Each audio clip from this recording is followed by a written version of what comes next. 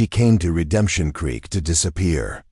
No one asked questions, and that was exactly what she wanted, until a cowboy and his son began to notice the silence she wore like armor. Why did she really leave Philadelphia? And what would it take for her to finally stop running? Thank you so much for watching and for all your comments. Let me know at the end if you liked this story, and where you're watching from and why you're following this. Sarah Montgomery stepped off the stagecoach, dust swirling around her ankles as her boots hit the hard-packed dirt of Redemption Creek. The frontier town sprawled before her, a collection of wooden buildings baking under the merciless Wyoming sun. Summer 1885, a new beginning, or so she hoped. "Last stop, ma'am," the driver said, handing down her weathered trunk. "Redemption Creek." She nodded her thanks, pulling her shawl tighter despite the heat. 3 days of rough travel had left her body aching, but the weariness in her soul had. "Been there much longer. You need help with that trunk, miss?" asked a young boy, no more than 12. "Thank you, but I can manage." Her voice was quiet but firm, the Eastern accent still present, despite her efforts to shed it. Sarah took in the main street with careful eyes. A general store, a saloon, a small church at the far end, all the essentials of a growing frontier town. This would be her home now, far from Philadelphia and the whispers that had followed her there. She made her way to a modest building with a freshly painted sign, Redemption Creek School. The door was unlocked, and inside, a single room, awaited with rows of simple desks. The schoolhouse was empty for summer, but come fall, it would be her domain. The school board had been desperate enough for a teacher that they'd hired her based on credentials alone, asking few questions about why a well-educated woman would seek refuge in such a remote place. "You must be Miss Montgomery." Sarah turned to find a tall woman standing in the doorway, her face weathered but kind. "Yes, I am. Martha Wilson. I own the boarding house where you'll be staying." The woman approached, offering a calloused hand. "Welcome to Redemption Creek. Thank you." Sarah's handshake was brief but polite. "Not much of a talker, are you?" Martha observed, her eyes taking in Sarah's plain dress, and the way she held herself rigid, guarded. "I prefer to listen," Martha nodded. "Well, folks here will respect that. Come along, I'll show you to your room. You must be exhausted." As they walked down the dusty main street, Sarah felt eyes on her. A new face in a small town always drew attention, especially a single woman arriving alone. "Don't mind the staring," Martha said. "New teacher is big news around here." They passed the saloon, where a group of cowboys lounged on the porch. One of them, tall with sun-darkened skin and eyes the color of a storm, watched her with particular interest. Sarah looked away quickly. "That's James Hawkins," Martha whispered. "Owns the largest cattle ranch outside town. Keeps to himself mostly, but fair in his dealings." Sarah nodded, uninterested in local gossip about eligible men. She hadn't come to Wyoming to find a husband. She'd come to escape, to start fresh where no one knew her story. The boarding house was simple but clean. Martha showed her to a small room on the second floor, with a narrow bed and a desk beneath a window overlooking the mountains. "Supper's at 6, Martha said. "Rest up until then." Alone at last, Sarah unpacked her few belongings, books mostly, and the teaching materials she'd brought from back east. From the bottom of her trunk, she pulled a small framed photograph, a family portrait from happier times. She placed it face down in the drawer. As the sun began its descent behind the mountains, Sarah sat at her window, watching the town settle into evening routines. Men returning from work, children being called home, lamps being lit in windows.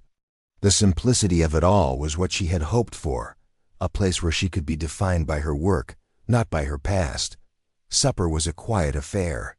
The other boarders, an elderly shopkeeper and a young bank clerk, attempted conversation, but Sarah's short responses soon discouraged them. Martha watched with knowing eyes but didn't push. After dinner, Unable to sleep despite her exhaustion, Sarah decided to walk. The night air was cool, the sky vast and scattered with stars like nothing she'd seen in Philadelphia. The town was quiet except for the piano music drifting from the saloon. She paused on the bridge, crossing the creek that gave the town its name. The water below reflected the moonlight, a silver ribbon cutting through the darkness. Beautiful night. Sarah startled. James Hawkins stood a few feet away, hat in hand, that same intense gaze fixed on her. "I didn't mean to frighten you, miss." "You didn't," she lied, straightening her spine. "Good evening, Mr. Hawkins." His eyebrows rose slightly. "You know my name. Mrs. Wilson mentioned it." He nodded, a slight smile touching his lips. "And you're the new schoolteacher, Miss Montgomery." "Yes." He waited, perhaps expecting her to say more, to smile, to engage in the kind of pleasant conversation expected between a man and woman. When she didn't, he simply nodded again. "Well, Miss Montgomery, welcome to Redemption Creek." He replaced his hat. "Good night." As he walked away, Sarah realized she'd been holding her breath.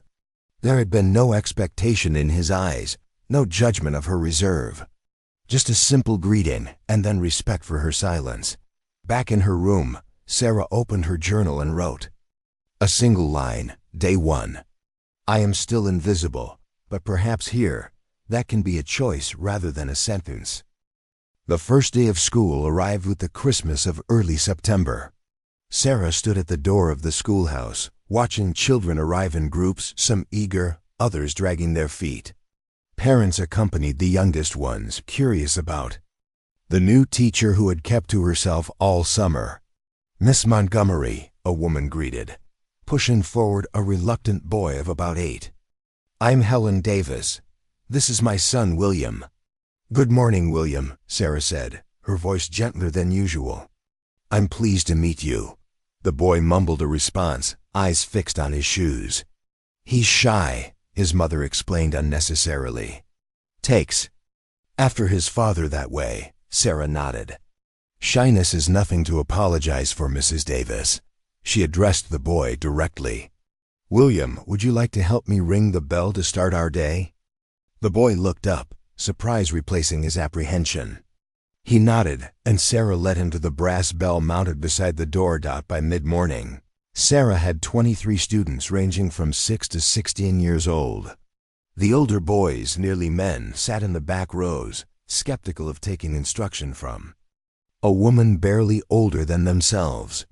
Sarah ignored their crossed arms and challenging stares, focusing instead on establishing routines.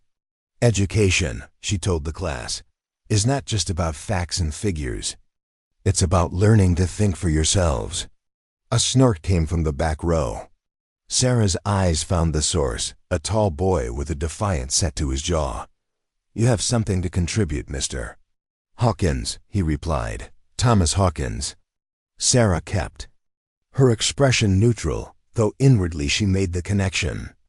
James Hawkins' son, or perhaps nephew. "Well, Mr. Hawkins, please share your thoughts with the class." The boy straightened, not expecting to be engaged rather than reprimanded.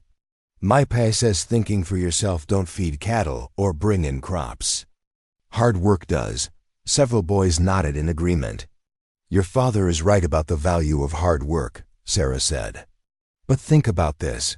When a problem arises with your cattle or crops, when conditions change, don't you need to think critically to find solutions?"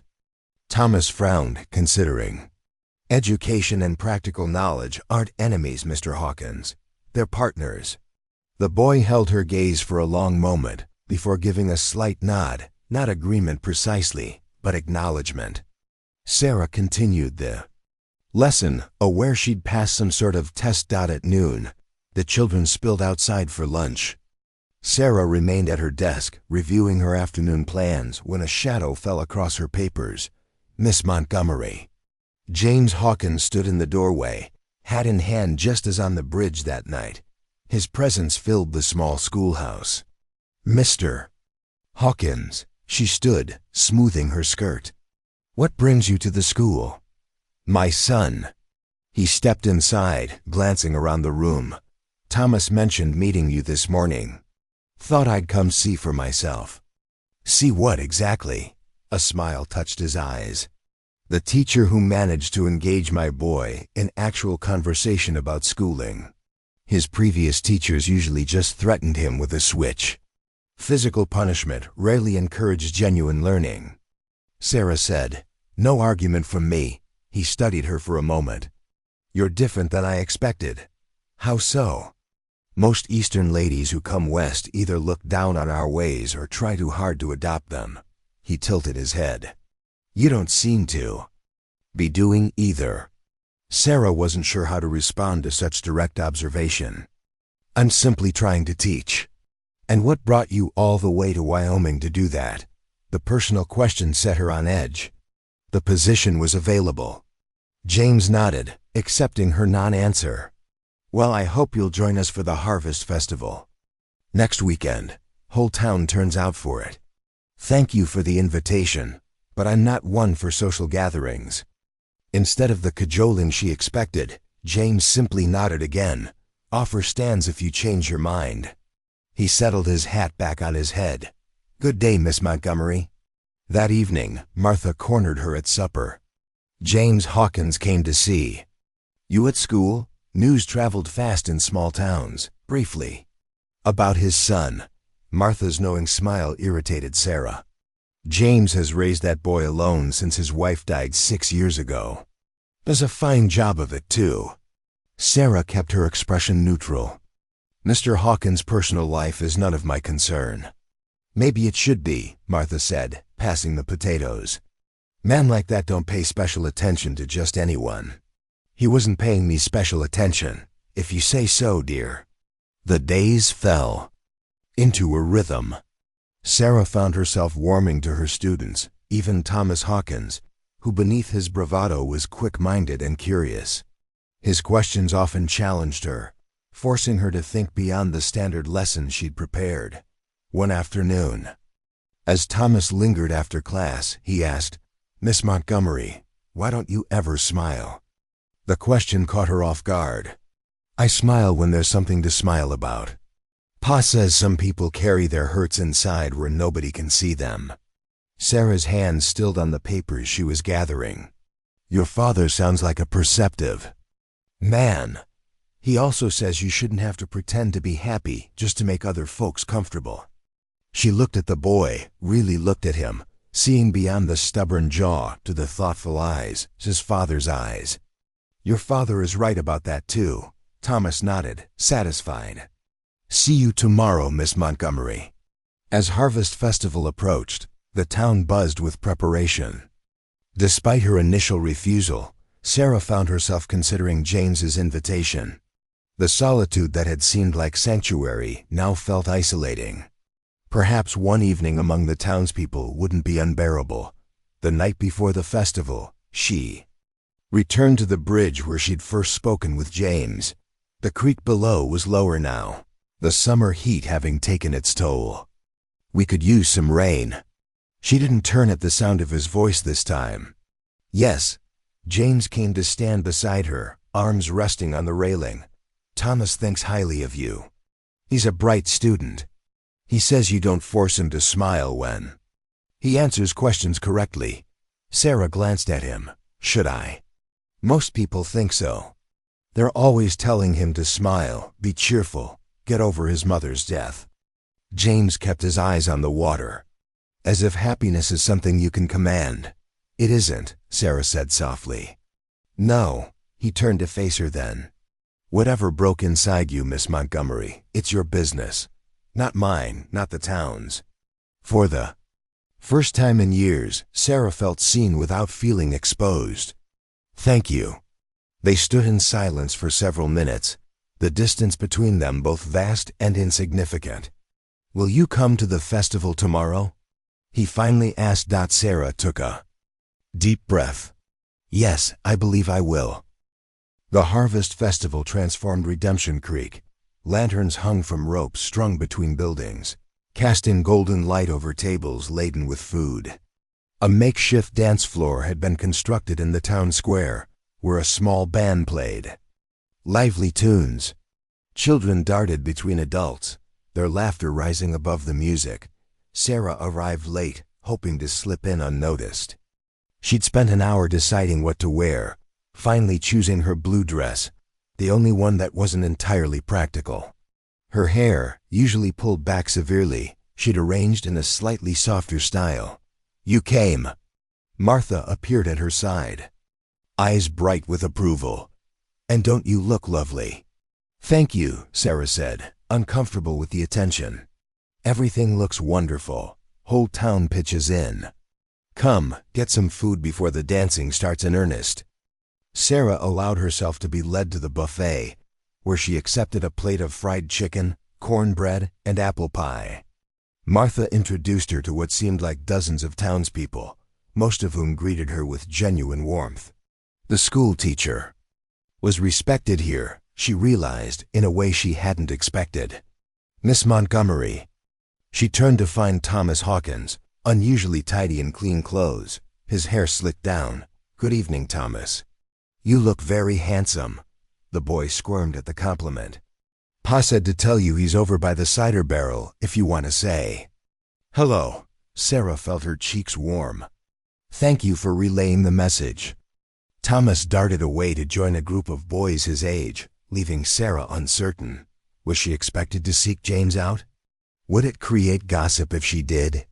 She ate slowly, listening to the conversations around her. Farmers discussing the harvest, women exchanging recipes and news of relatives back east, children plotting mischief. The simple concerns of everyday life were comforting in their ordinariness. "Not what you're used to, I expect." James stood beside her, 2 cups of cider in his hands. He offered one to her. "Thank you." She accepted the cup. "And you're right, it's not what I'm used to, it's better." His eyebrows rose at that. High praise from a Philadelphia lady. "I'm not," she began defensively, then stopped herself.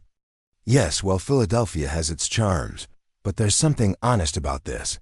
Honest is one word for it. Simple might be another. Simple isn't a criticism," Sarah said. "Quite the opposite." James studied her over the rim of his cup. "Will you dance, Miss Montgomery?" The question shouldn't have surprised her, given the context, but it did. "I don't think, just one. No expectations."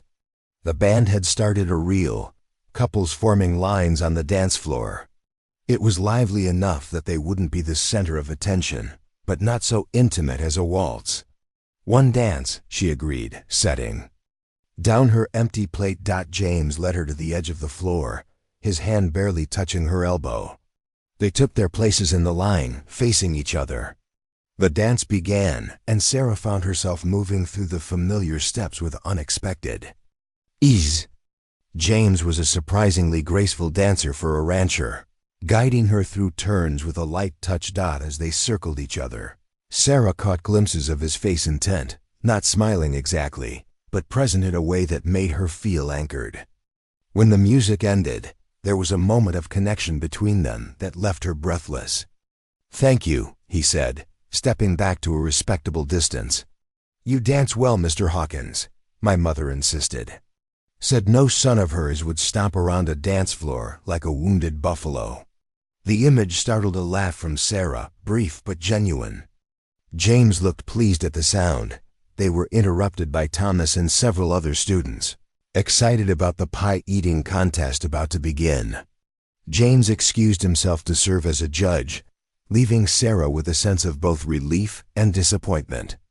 Evening continued, and Sarah found herself relaxing by degrees. No one pressed her to smile or make conversation beyond her comfort. When she retreated to a quiet corner to observe, no one made her feel awkward for doing so. As the celebration wound down, families with young children began heading home. Sarah was considering her own departure when Martha appeared with a concerned expression. "Sarah, dear, could you help? Little Emma Collins has taken ill, and her mother needs assistance getting her home." Sarah followed Martha to where Mrs. Collins sat with a pale-faced girl of about 7, one of Sarah's youngest students. "She's burning up," Mrs. Collins said, hand pressed to her daughter's forehead. "My husband took our wagon home hours ago with the younger ones." "I can help you carry her," Sarah offered without hesitation. "I'll do the carrying," James said, appearing beside them. "But we could use your help, Miss Montgomery, if you're willing." The Collins farm was a mile outside town. James lifted Emma, as if she weighed nothing, and they set off, Mrs. Collins fretting beside them. Sarah walked on James's other side, occasionally touching Emma's forehead to check her temperature. "She needs cool compresses and willow bark tea," Sarah said. "The fever isn't dangerous yet, but we should try to bring it down." Mrs. Collins looked at her gratefully. "You know about treating fevers? My mother was skilled with home remedies. She taught me." At the Collins farm, they were met by a worried Mr. Collins. James carried Emma to her bed while Sarah went to the kitchen to prepare the tea. Mrs. Collins soaked cloths in cool water for compresses. Working together, they soon had Emma more comfortable, her breathing easier though the fever remained. "I don't know how to thank you both," Mrs. Collins said, exhaustion evident in her voice. "No need," James replied. "Neighbors help neighbors." "I'll check on her tomorrow after school," Sarah promised. The walk back to town was quiet, the night air cool against Sarah's skin. James walked beside her, matching his long stride to hers. "You were good with her," he said finally. "Emma, children are easier than adults. They don't expect you to be anything other than what you are." "And what are you, Sarah Montgomery?" The use of her first name should have seemed forward, but somehow didn't. Broken, according to most. James was silent for several steps. Broken. Things can still be valuable, sometimes more so. Is that what they call Western wisdom? The words came out more sharply than she intended. "No, just the observation of a man who's had to mend plenty of things on a ranch. Sometimes the mended parts are stronger than the original." They reached the edge of town, the boarding house visible in the distance. "Mr. Hawkins." "James," he corrected. "James." His name felt significant on her lips. "Thank you for not asking." "Asking? What? What broke me? Why I don't smile, why I came here. Everyone else wants to know." He shrugged, a gesture both casual and profound. "Some stories aren't meant to be shared until they're ready. Some never are." They stopped outside the boarding house. Sarah looked up at him, feeling something unfamiliar stir within her, not happiness exactly, but perhaps its quiet cousin, contentment. "Good night, James." "Good night, Sarah." He tipped his hat and turned away, disappearing into the darkness. Upstairs. In her room, Sarah opened the drawer and took out the family portrait she'd hidden away. For the first time in years, she looked at the faces without feeling the familiar wave of grief and guilt. She placed the photograph on her bedside table, where the first light of morning would touch it. October painted the mountains in shades of gold and crimson. Sarah's students had settled into the school routine, even Thomas Hawkins, who now raised his hand instead of calling out answers. The town had grown accustomed to their reserved teacher, no longer expecting her to conform to their notions of how a woman should behave. Sarah herself had changed in subtle ways. She still preferred quiet to conversation, solitude to socializing, but the rigid shell she'd constructed around herself had softened slightly. She joined Martha and the other boarders for evening meals more often. On Sundays she attended church, sitting in the back pew, finding unexpected comfort in the familiar rituals.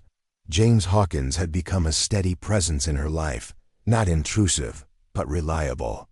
He would appear at the schoolhouse occasionally, ostensibly to discuss Thomas's progress but lingering to talk about books or local happenings. Sometimes they would walk together in the evenings, their silence companionable rather than awkward. One crisp afternoon, as Sarah dismissed her students, she found James waiting outside with his wagon. "Thought you might like to see the aspen grove before the leaves fall," he said by way of greeting.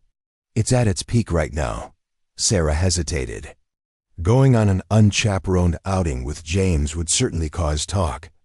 Martha knows, he added, reading her concern. Said to have you back by supper. You seem very sure I'll accept. Not sure at all, hopeful, maybe. The simple honesty of his response decided her. Let me get my shawl.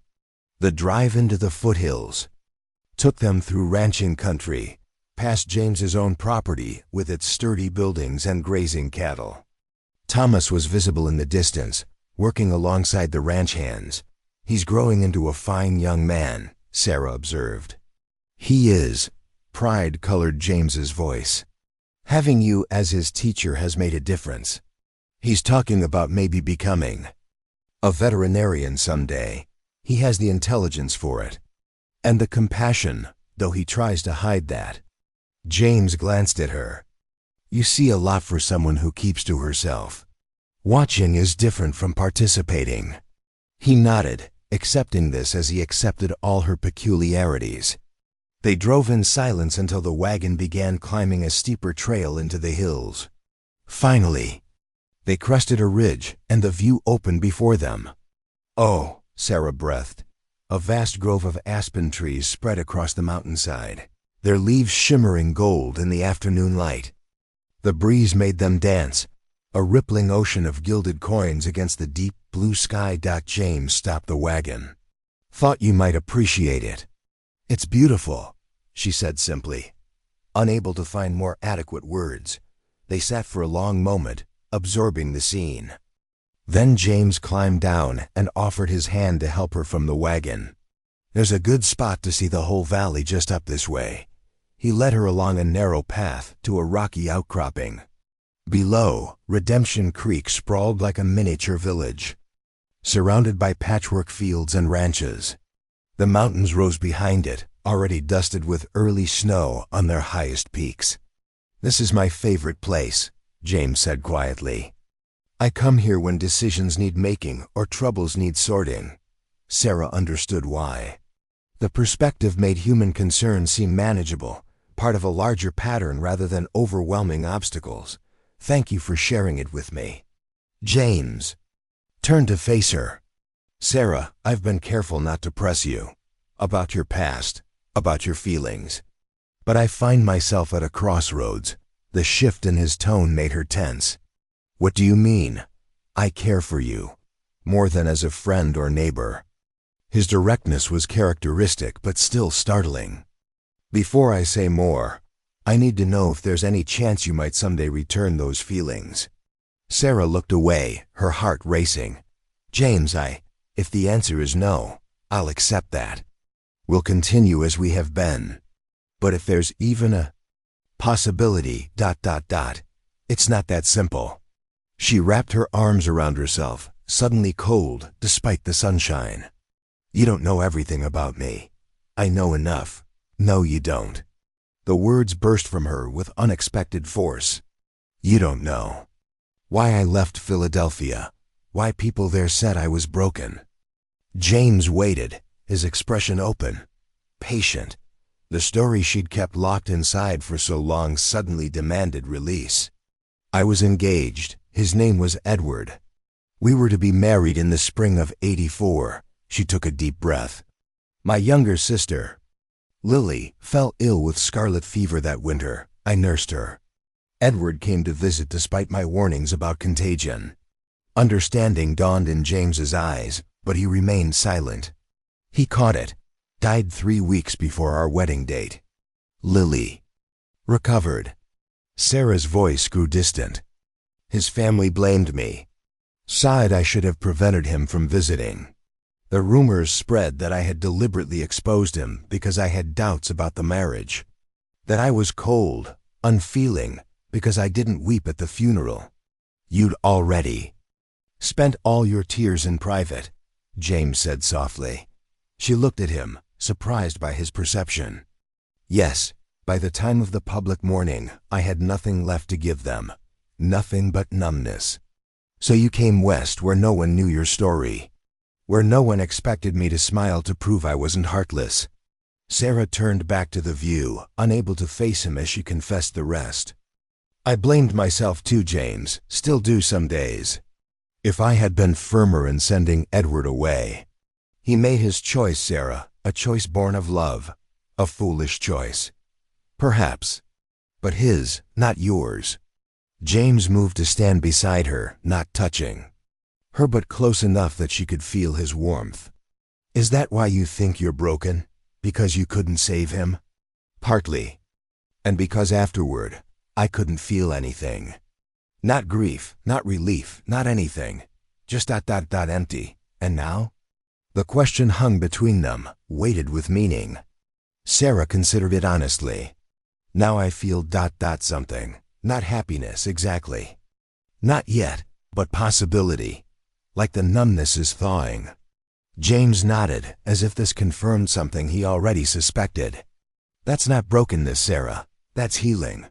They stood together looking out over the valley as the sun began its descent, painting the world in deeper gold.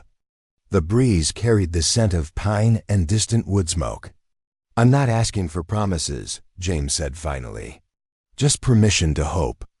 Sarah turned to him, really looking at this man who had never demanded she be anything other than herself, who had given her space when she needed it and companionship when she was ready, who saw her reserve not as coldness but as self-protection. Yes, she said simply. There is hope. Something in his expression shifted, a cautious joy dawning. He offered his hand, palm up an invitation, not a demand. Sarah placed her hand in his. The contact was brief but significant, a bridge between her past and whatever future might be possible. As they walked back to the wagon, Sarah felt a weight lift that she'd carried for so long she'd forgotten what it was like to move without it. The emptiness inside her wasn't gone, but it had changed shape, leaving room for something new to grow. They drove back to town as twilight gathered, the first stars appearing in the eastern sky. Neither spoke much, but the silence was rich with unspoken understanding. At the boarding house, James helped her down from the wagon. May I call on you properly? Sunday after church, perhaps. I'd like that, Sarah said. He smiled, not expecting her to smile in return, accepting her as she was. Good night, Sarah. Good night, James. Inside, Sarah nodded to Martha, who pretended not to be waiting up for her. In her room, she lit the lamp and opened her journal.